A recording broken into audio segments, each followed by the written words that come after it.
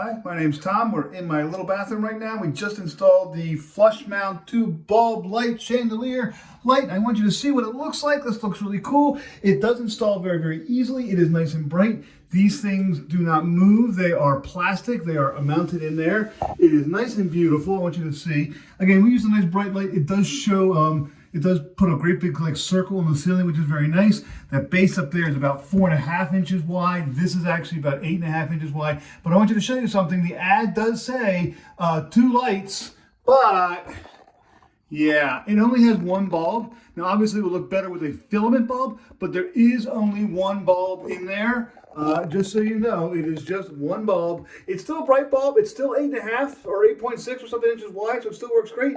But it's not 2. It is only 1 bulb. If you really want 2 bulbs, go with something else. This one has 1, but if you use a nice bright bulb, it will still work just fine. Again, filament would work nice with the crystal.